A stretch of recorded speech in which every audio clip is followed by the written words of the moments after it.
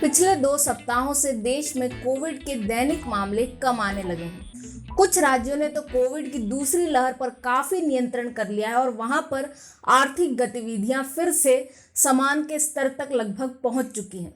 वहीं कुछ राज्य ऐसे भी हैं जहां पर दूसरी लहर को अभी तक नियंत्रित नहीं किया जा सका है, जो यह दर्शाता है कि पूरा देश कोविड से निपटने में एक साथ नहीं है। वह अलग अलग जगह पर अलग अलग प्रयास किए गए हैं। सबसे ज्यादा चिंता का विषय इसमें केरला बना हुआ है, जहां पर कल ही 22,000 नए मामले आए, जो देश के कुल मामलों में 65% भागीदारी रखते हैं। हालांकि बकरीद पर जिस प्रकार की छूटें दी गई थी, उसके बाद ऐसी अपेक्षा की जा रही थी।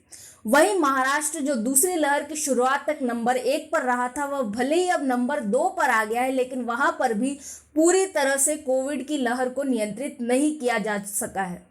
ऐसे ही पूर्वोत्तर के राज्य भी हाल में चिंता का विषय बन गए हैं, जिसके कारण प्रधानमंत्री नरेंद्र मोदी ने उन राज्यों के मुख्यमंत्री से भी बात की थी। ओडिशा, कर्नाटका, तमिलनाडु और आंध्र प्रदेश, ये राज्य अपने स्तर पर कोविड को नियंत्रित करने का प्रयास कर रहे हैं, लेकिन यह कार्य अभी भी प्रगति पर है और अभी यह पूरा नहीं हुआ है। और इसी बीच हम आ जाते हैं पश्चिम बंगाल पर, जिसकी बात करेंगे हम आज की वीडियो में।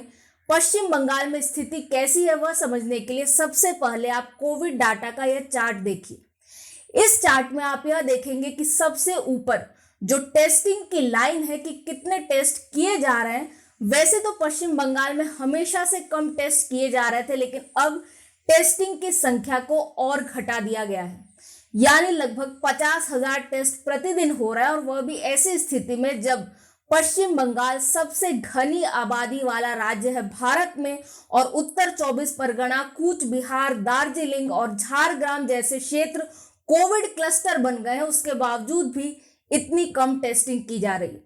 वही टेस्ट पॉजिटिविटी रेट और दैनिक मामलों को देखें तो आप पाएंगे कि जून तक तो इनमें तेजी से गिरावट हो रही थी, लेकिन पूरे जुलाई में एक सीधी रेखा देखी गई है, एक पठार की तरह, और अधिक गिरावट नहीं हो रही है। और वहीं क्यूमुलेटिव पॉजिटिविटी रेट अभी भी 2 डिजिट में है, दोहरे अंकों में है। तो इन सब को देखने के बावजूद क्या आपको लगता है कि पश्चिम बंगाल में कोविड की स्थिति अच्छी है?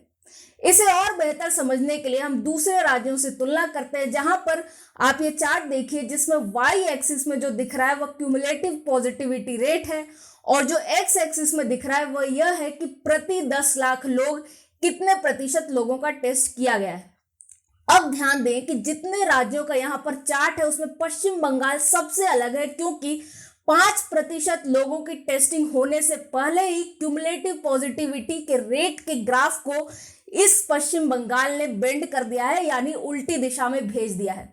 वहीं आप दूसरे राज्यों को देखें तो उन्हें कम से कम 5 से 15% टेस्ट करने पड़े, तब जाकर इस ट्रेंड को रिवर्स किया जा सका। लेकिन पश्चिम बंगाल में 5% से ही पहले ऐसा किया जा चुका। चाहे आप उसकी तुलना आंध्र प्रदेश और तमिलनाडु से करें, जहां पर ज्यादा मामले देखने को मिले, या उत्तर प्रदेश, बिहार और गुजरात से करें, जहां तुलनात्मक रूप से कोविड को नियंत्रित रखा जा सका, पश्चिम बंगाल इनमें सबसे अलग दिखता है। एक और बात ध्यान दें कि तमिलनाडु, गुजरात और पश्चिम बंगाल की जो शुरुआत हुई थी क्यूमुलेटिव पॉजिटिविटी पर, वह एक साथ हुई थी, लेकिन अंतर देखिए कि इन दोनों राज्यों को जहां लगभग 15% टेस्ट करने पड़े इस कर्व को बेंड करने के लिए, वही पश्चिम बंगाल मात्र 5% में ऐसा कर गया। यदि आपको ज्यादा ज्ञान नहीं है तो आपको लगेगा कि यह एक उपलब्धि है और पश्चिम बंगाल ने बहुत अच्छा प्रदर्शन किया है इतनी जल्दी इस कर्व को बेंड करके। लेकिन वही ये जो उपलब्धि है यह काफी विरोधाभासों से भरी है, क्योंकि हम यह जानते हैं कि इस तरह से कोविड काम नहीं करता है। इसकी लहर को बढ़ने और घटने में समय लगता है, और इसलिए जो चार्ट देखा जा रहा है पश्चिम बंगाल का, वह अप्राकृतिक है। प्राकृतिक रूप से यह संभव नहीं है। इसलिए यह पश्चिम बंगाल की जो उपलब्धि है वह विरोधाभासों से भरी है। इसे और समझने के लिए आप उन राज्यों से भी तुलना कर लीजिए, जैसे महाराष्ट्र, केरला और दिल्ली, जो तुलनात्मक रूप से कोविड से अधिक प्रभावित रहे थे। वहां पर भी आप पाएंगे कि पश्चिम बंगाल का जो चार्ट है वह एकदम अलग दिख रहा है। यहां पर महाराष्ट्र और केरला, जो अभी तक जूझ रहे हैं कोविड की लहर से, पश्चिम बंगाल की क्यूमुलेटिव पॉजिटिविटी रेट इन दोनों राज्यों के समान ही है, लेकिन पश्चिम बंगाल ने 5% के पहले ही ट्रेंड को बेंड कर दिया। अब प्रश्न यह उठता है कि यदि पश्चिम बंगाल सच में इस ट्रेंड को बेंड कर पाया तो क्यों इसकी क्यूमुलेटिव पॉजिटिविटी रेट नहीं घटी? क्यों जो दैनिक मामले आ रहे हैं और टेस्ट पॉजिटिविटी रेट है वह एक सीधी रेखा में जा रही है, वह नहीं घट रही? इन सभी के उत्तर में या तो यह हो सकता है कि डाटा सही नहीं है, और यदि हम यह मान लें कि डाटा जो राज्य सरकार ने दिया है वह सही है, तो एकमात्र उत्तर कि इस तरह की विसंगतियां क्यों देखने को मिली, उसका उत्तर है कि टेस्ट सही से नहीं किए गए।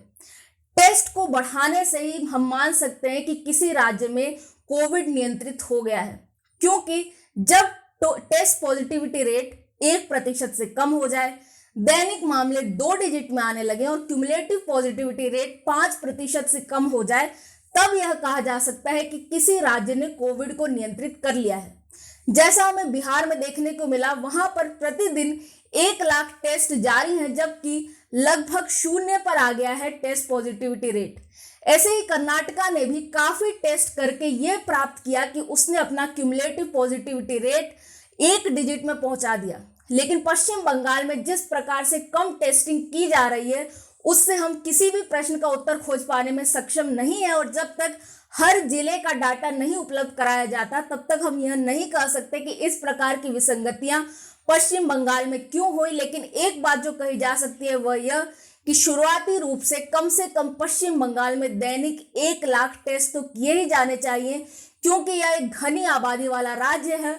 और सिर्फ इस झूठे आंकड़े को देखकर राज्य सरकार को इस चीज को लेकर आश्वस्त नहीं होना चाहिए कि कोविड पर नियंत्रण किया जा चुका है, बल्कि यह समझना चाहिए कि यह जो डाटा है पिछले 1.5 वर्षों में जिस तरह का अध्ययन हुआ है कोविड पर, उसके अनुरूप नहीं है। इस तरह से पॉजिटिविटी रेट इतने शार्प कर्व में बढ़ती और घटती नहीं है, और इसलिए राज्य सरकार सोचे कि बेहतर टेस्टिंग और बेहतर निगरानी करने के बाद ही वे कोविड पर नियंत्रण कर पाएंगे, और किसी झूठे डाटा से नहीं।